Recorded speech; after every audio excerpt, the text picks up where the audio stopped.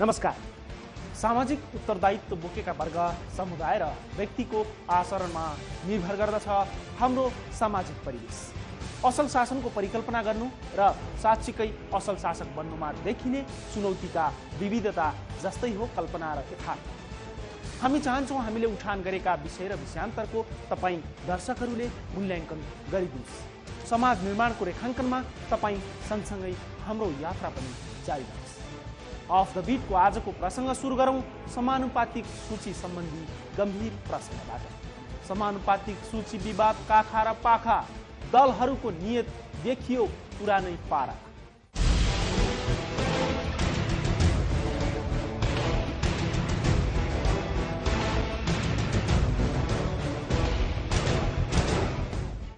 भारतीय गाडीको बिगबिगी चुनावको नाम, आचार संहिताको उल्लङ्घन दलहरूको काम।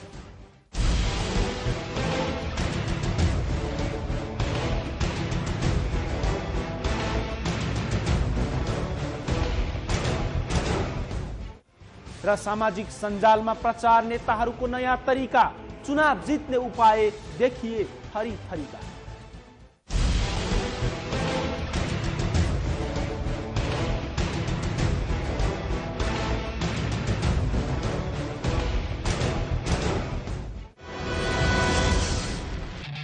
विगत लामो समयदेखि तपाईको सेवामा समर्पित नेपाल च्यानल्सको इजी प्याकेज। इजी प्याकेजका विशेषताहरू: नेपाली, हिन्दी र अङ्ग्रेजी गरी 18 टिभी च्यानल्सहरू हेर्न सकिने, आइफोन, आइप्याड, स्मार्टफोन, कम्प्युटरबाट पनि हेर्न सकिने, मात्र 700 एन $7 नै उपलब्ध। तपाईको टेलिभिजनबाट हेर्नका लागि सेटअप बक्स किन्नु पर्ने, मात्र 700 एन। हजुर, अब मात्र 700 एन।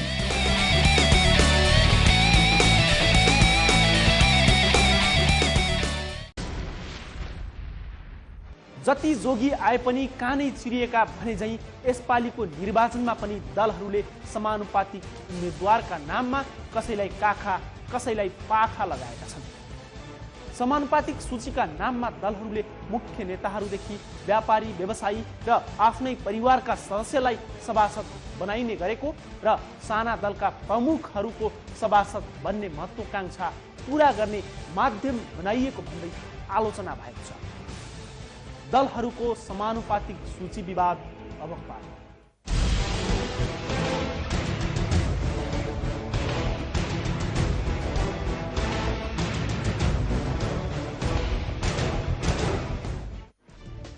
राजनीतिक दलहरू सरकार र सत्ताको लागि मात्र राजनीति गर्दैनन्, पार्टीभित्र प्रभुत्व जमाउन र पार्टीभित्र आन्तरिक सत्ता कब्जा गर्न पनि उत्तिकै छिर्की मारिरहेका हुन्छन्। त्यसैले पार्टीभित्र गुट उपगुट जन्मने गर्छ, गैर राजनीतिक व्यक्तिको हावी हुन्छ र सैद्धान्तिक वैचारिक राजनीतिबाट पार्टीहरू स्खलित हुन पुग्छन्। अनि राजनीतिक पार्टीहरू मुलुकको नीति निर्माता भन्दा पनि नेताहरूको स्वार्थ पूर्ति गर्ने साधन बन्न पुग्छ। यस पटकको दलहरूको समानुपातिक उम्मेदवारको सूचीले पनि यस्तै झल्को दिएको छ। सबै वर्ग, क्षेत्र, लिङ्ग र दलित, सीमान्तकृत जनजातिलाई संविधान सभामा प्रतिनिधित्व गराउन समानुपातिक कोटा लागू गरे पनि दलहरूले त्यसलाई चन्दावाला, बोलवाला, पहुँचवाला र आफू निकटकालाई सत्तामा लाने भर्याङ बनाएका छन्। एकीकृत माओवादी, नेपाली कङ्ग्रेस, नेकपा एमाले लगायतका अन्य दलहरूले पार्टीका मुख्य नेतादेखि परिवारका सदस्यलाई समेत समानुपातिक सूचीमा नाम राखेर निकटकाहरूको लागि सिट सुरक्षित गरेका छन्। दलहरूले मुख्य नेतादेखि व्यापारी, व्यवसायी र आफ्नै परिवारका सदस्यलाई सभासद बनाउन समानुपातिक सूचीमा नाम राखेका छन्। साना दलका प्रमुखहरूको सभासद बन्ने महत्त्वाकांक्षा पूरा गर्ने माध्यम पनि समानुपातिक कोटा नै बनेको छ। संविधान सभाको झण्डै 60% हिस्सा ओगट्ने समानुपातिक निर्वाचन अन्तर्गतको उम्मेदवारहरूको बुधबार सार्वजनिक भएको बन्द सूचीमा गोलवाला, पहुँचवाला नेताका नातेदार र आफन्तहरूको मात्र होइन, विवादित छविका व्यक्तिहरूलाई समेत दलहरूले समानुपातिक कोटामा राखेर सम्मान दिएका छन् अनि बोलवाला पहुँचवाला र आफन्तहरूको भर्ती केन्द्र जस्तो भएको छ समानुपातिक कोटा। एकीकृत माओवादीले विवादित छविका कारण अर्थ राज्य मन्त्री भएको 10 दिनमै बर्खास्तमा परेका र 2 दिन अघि एमाले परित्याग गरी माओवादी प्रवेश गरेका लार्केल लामा र एमाले परित्याग गरेकी पूर्व सभासद काशी स्याङ्बो गुरुङ सेलीदेखि सर्वोच्च अदालतबाट जन्म कैदको फैसला भएका पोखलढुङ्गाका बालकृष्ण ढुङ्गेललाई समेत समानुपातिकमा सिफारिस गरेको छ। यस्तै केन्द्रीय स्तरका नेताहरू पनि सिफारिसको प्राथमिकतामा परेका छन्, जसमा दिननाथ शर्मा, हेमन्त प्रकाश ओली, सोनाम साथी, सुरेन्द्र कार्की, विश्वनाथ शाह, देवी खड्का लगायत भर्खरै नेकपा माओवादी परित्याग गरेका महेन्द्र पासवानसम्म परेका छन्। नेपाल प्रहरीका पूर्व महानिरीक्षक रवि प्रताप शाहदेखि पूर्व लडाकुहरू सुन्तर दराई, तेज प्रसाद ओली, धनबहादुर मास्के, सुकदेव रोक्कालाई पनि समानुपातिक सूचीमा राखेका छन्। कङ्ग्रेसले पनि केन्द्रीय सदस्य र पुराना अनुहारकाहरूलाई सभासद बन्ने बैशाखी बनाएको छ समानुपातिक कोटालाई। कङ्ग्रेसले पार्टी कोषाध्यक्ष चित्रलेखा यादव, केन्द्रीय सदस्य गोपालमान श्रेष्ठ, मिनेन्द्र रिजाल, ज्ञानेन्द्र बहादुर कार्की लगायत 33 जना केन्द्रीय सदस्यहरूलाई समानुपातिक कोटामा राखेको छ। त्यसै गरी पत्रकार महासंघका पूर्व सभापति हरिहर बिरही, पूर्व अर्थ सचिव रामेश्वर खनाल र केही समय अघि पार्टी प्रवेश गरेका कवि श्रवण मुकारुङ पनि कङ्ग्रेसको समानुपातिक सूचीमा परेका छन्। नेता पत्नीलाई पनि समानुपातिक सूचीमा राखिएको छ। कङ्ग्रेस वरिष्ठ नेता शेरबहादुर देउवा पत्नी आरजु देउवा, कुम्बहादुर खड्काकी पत्नी शीला खड्का र बालकृष्ण खाँडकी पत्नी मन्जु खाँड पनि समानुपातिकमा सिफारिस भएकी छिन्। एमालेमा पनि नयाँ अनुहारकालाई प्राथमिकता दिएको भने पनि नेताहरूको निगाहमा समानुपातिकको कोटा बाँडिएको छ। एमालेमा केन्द्रीय नेताले निर्वाचनमा भाग लिएको क्षेत्रबाट 2-3 जनासम्म उम्मेद्वार सिफारिस भएका छन्। त्यति मात्र कहाँ हो र, प्रत्यक्ष निर्वाचनमा उम्मेद्वार बन्न नपाएका अधिकांश केन्द्रीय नेताहरूलाई नै एमालेले समानुपातिकमा समेटेको छ। एमालेले अनुशासन आयोगका अध्यक्ष अमृत कुमार बोहरा र उनकी पत्नी अष्टलक्ष्मी साके, पार्टी उपाध्यक्ष विद्या भण्डारी, सचिव युवराज ग्यावाली, भरतमोहन अधिकारी, केशव बडाल लगायतलाई समानुपातिकमा राखेको छ। प्रत्यक्षबाट उम्मेदवारी दिँदा परिस्थिति प्रतिकूल हुने देखेपछि संघीय समाजवादी पार्टीका अध्यक्ष अशोक राई, राप्रपा नेपालका अध्यक्ष कमल थापा, राष्ट्रिय जनमोर्चाका अध्यक्ष चित्रबहादुर केसी समेत समानुपातिकमा छन्। ठुला दलहरूमा जस्तै साना दलमा पनि पार्टीमा दुःख गरेका र योगदान गरेका भन्दा पनि नेताका नजिक रहेका धेरै व्यक्तिहरू समानुपातिकमा परेका छन्। अझ दलका नेताहरूले उम्मेद्वारको योगदान र विगतको पृष्ठभूमि नहेरी पार्टीमा आर्थिक सहयोग गरेकै भरमा र पार्टीमा भर्खरै प्रवेश गरेकालाई समेत समानुपातिक सूचीमा राख्दा लामो समयदेखि योगदान गरेका र पार्टीमा खटेका नेताहरू भने असन्तुष्ट बनिरहेका छन्।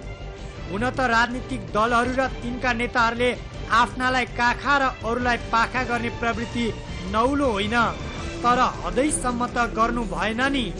समानुपातिक निर्वाचन भनेको निश्चित वर्ग र क्षेत्रलाई र सीमान्तकृत व्यक्तिहरूलाई समेट्न र उनीहरूको संविधान सभामा प्रतिनिधित्व गर्नको लागि बनाइएको पद्धति र छुट्याइएको कोटा हो। तर पार्टीहरूको यो प्रवृत्तिले समानुपातिकबाट सबै क्षेत्र, जात जाति र वर्गको प्रतिनिधित्व हुन्छ भन्ने कुरामा प्रश्न उब्जाएको छ। यति बेला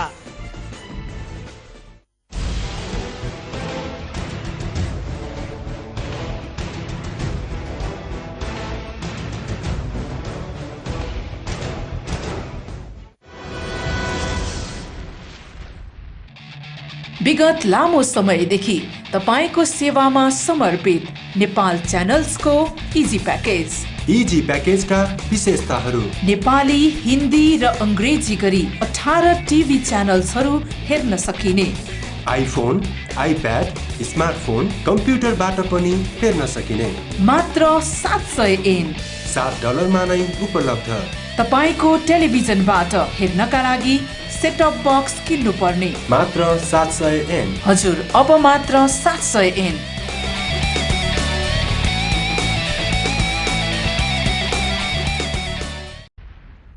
विगतका निर्वाचनमा जस्तै यसपालि पनि चुनाव प्रचारका नाममा भारतीय गाडीको बिगबिगी बढेको छ।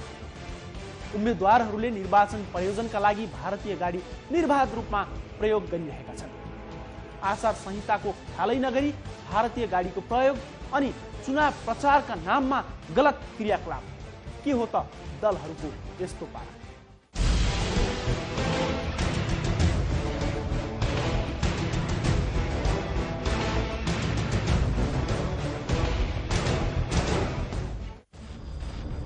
यो दृश्य हेर्नुहोस् त, यहाँ भारतीय नम्बर प्लेटको गाडी हुइकिरहेको छ। यो दृश्य देख्दा लाग्छ यो कुनै भारतको सहर हो, तर नझुक्किनुस्, यो नेपालकै तराईका जिल्लाका दृश्यहरू हुन्। अनि यी गाडी प्रयोग गर्ने व्यक्ति सामान्य वा घुम्न आएका भारतीय नागरिक होइनन्।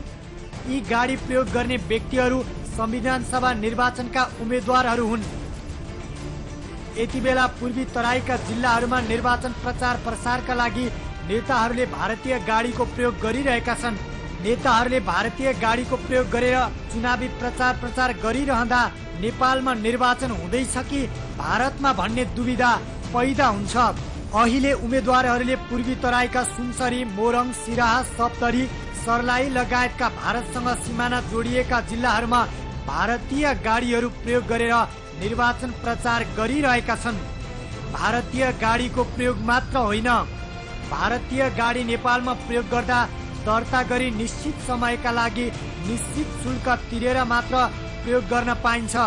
तर उम्मेद्वारहरूले लामो समयदेखि भारतीय गाडी प्रयोग गरेर निर्वाचन प्रचार प्रसार गरिरहेका छन्। ठुला भनिएका राजनीतिक दलहरूदेखि अन्य दलका उम्मेद्वारहरूले समेत गाडी दर्ता नगरी प्रयोग गरिरहेको पाइएको छ। निर्वाचन आचार संहिताले दल तथा उम्मेद्वारहरूले निर्वाचन प्रयोजनका लागि प्रयोग गर्ने गाडीहरू दर्ता गर्नुपर्ने उल्लेख भए पनि तराईका अधिकांश दल तथा उम्मेद्वारहरूले गाडी निर्वाचन कार्यालयमा दर्ता नगरी प्रयोग गरिरहेका छन्। एकीकृत नेकपा माओवादी, नेपाली कांग्रेस, नेकपा एमालेदेखि लिएर मधेसवादी दल र अन्य साना दलहरूले समेत निर्वाचन आचार संहिता विपरीत निर्वाचन अधिकृतको कार्यालयबाट अनुमति नै नलिई भारतीय सवारी साधनको प्रयोग गरिरहेका छन्। यति मात्र नभएर उनीहरूले आचार संहिता विपरीत सवारी साधनको निर्धारित संख्या भन्दा बढी सवारी साधन प्रयोग गरिरहेका छन्। स्वतन्त्र उम्मेद्वारदेखि लिएर दलका उम्मेद्वारहरूले बिना दर्ता यति बेला तराईका जिल्लाहरूमा भारतीय सवारी साधन प्रयोग गरिरहेका छन्।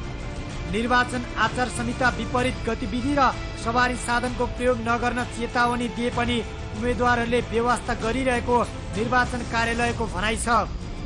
प्रहरी प्रशासनले पनि अनुमति बिना चल्ने भारतीय सवारी साधन फेला परे कारबाही गर्ने बताए पनि बिना दर्ता चुनावी प्रचारमा निर्बाध भारतीय गाडीहरू प्रयोग भइरहेका छन्। पहिलो गाँसमा नै ढुङ्गा भने झै राज्यको मूल कानुन बनाउन संविधान सभाको उम्मेद्वार बनेकाहरूले खुलेआम रूपमा नियम विपरीत बिना दर्ता आचार संहिताको उल्लङ्घन गर्दै भारतीय गाडीको प्रयोग गरिरहेका छन्।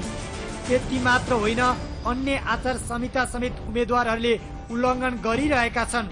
तर आचार संहिता कार्यान्वयनको अनुगमन र दोषीलाई कारबाही गर्ने विषयमा निर्वाचन आयोगले नदेखे झै गरिरहेको छ। बरु उम्मेद्वारले जति जति आचार संहिता उल्लङ्घन गर्दैछन् उसै उसै आचार संहिता संशोधन गरिरहेको छ निर्वाचन आयोग।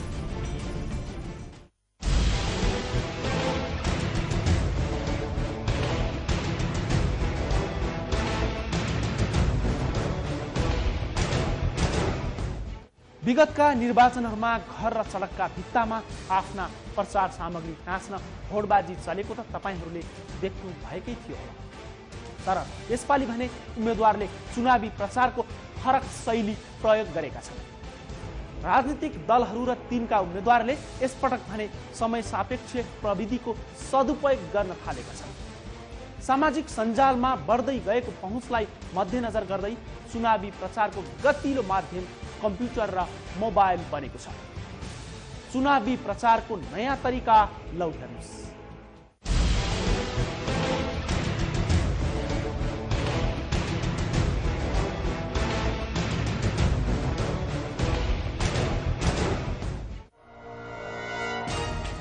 भनिन्छ विज्ञान र प्रविधिको प्रयोग नगर्नेहरू सधैँ पछि पर्छन्।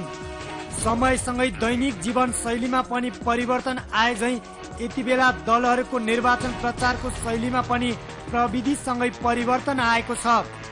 विगतका निर्वाचनमा घर र सडकका भित्तामा आफ्ना प्रचार सामग्री तास्न होडबाजी गर्ने राजनीतिक दल र तिनका उम्मेद्वारहरूले यसपटक भने प्रविधिको सदुपयोग गर्न थालेका छन्। सामाजिक सञ्जालमा बढ्दै गएको पहुँच र लोकप्रियतालाई सदुपयोग गर्दै चुनावी प्रचारको गतिलो माध्यम कम्प्युटर र मोबाइल बनेका छन्। यति बेला विगतका चुनावमा सडक र घरका भित्ता रङ्गाउँदै हिँड्ने दलहरूले यसपटक सामाजिक सञ्जालका भित्ताहरू रोजेका छन्। निर्वाचन आयोगले चुनावी प्रचारका लागि पर्चा र पम्पलेट टास्न कडाई गरेपछि र वाल पेन्टिङ गर्न समेत नपाउने भएपछि उम्मेद्वारहरूले सामाजिक सञ्जालको प्रयोगमा होड नै चलाएका छन्। चुनावी प्रचारमा भइरहेको सामाजिक सञ्जालको प्रयोगले एकातिर चुनाव प्रचार भइरहेको छ भने अर्कोतिर उम्मेद्वारका लागि नयाँ पुस्तासँग प्रत्यक्ष रूपमा अन्तर्क्रियाको चौतारी पनि बनिरहेको छ। सामाजिक सञ्जाल सस्तो, सरल र छिटो हुने भएपछि सामाजिक सञ्जाल फेसबुक, ट्विटर, युट्युब जस्ता सामाजिक सञ्जाल मार्फत चुनावी प्रचारका लागि गतिलो साधन बनेका छन्। यति बेला अझै दलहरूले चुनावी प्रचारका लागि मोबाइल रिङ ब्याक टोन समेत बनाएका छन्। विशेष गरी सामाजिक सञ्जालमा आधिपत्य जमाउन सफल फेसबुकलाई दलका नेताहरूले प्रचारको सशक्त माध्यमका रूपमा प्रयोग गर्न थालेका छन्। उनीहरूले यिनै सामाजिक सञ्जाल मार्फत आफ्नो पक्षमा भोट हाल्नका लागि आग्रह समेत गरिरहेका छन्। कोण सभा र घर दैलो कार्यक्रममा तिथि मिति र तस्बिर फेसबुक तथा ट्विटरमा राखेर आफू अब्बल भएको देखाउने होडबाजी समेत सुरु भएको छ। प्रविधिसँगै अभ्यस्त हुनेहरूले मात्र होइन, सहयोगीको साथ लिएर पनि यस्ता सञ्जालहरूको प्रयोग गरिरहेका छन् उम्मेद्वारहरूले। तर शीर्ष नेताहरूले भने प्रविधिको सदुपयोग गर्न सकिरहेका छैनन्। काठमाडौँ क्षेत्र नम्बर 10 का एकीकृत माओवादीका अध्यक्ष पुष्पकमल दाहाल विरुद्ध उम्मेदवारी दिएका पदम कुँवर समेतले सामाजिक सञ्जाल मार्फत चुनावी प्रचारलाई तीव्रता दिएका छन्। अझै आर्थिक कम भएका र घर घरमा गएर चुनाव प्रचारमा समस्या हुनेलाई समेत प्रचारको सजिलो र गतिलो माध्यम बनेको छ सामाजिक सञ्जाल। उता जिल्लाका उम्मेद्वारले पनि आफ्नो फेसबुक अकाउन्ट मार्फत भोटका लागि आग्रह गरिरहेका छन्। त्यसै गरी दलहरूले चुनाव प्रचारका लागि मोबाइल फोनमा रिङ ब्याक टोन र एसएमएसको पनि अत्याधिक प्रयोग गरिरहेका छन्। निर्वाचन आयोगले भित्तो रङ्गाउन र पोस्टर टाँस्न नदिएपछि प्रविधिको उपयोगमा लागेका नेताहरूको चतुर्याइँलाई भने मान्नै पर्छ।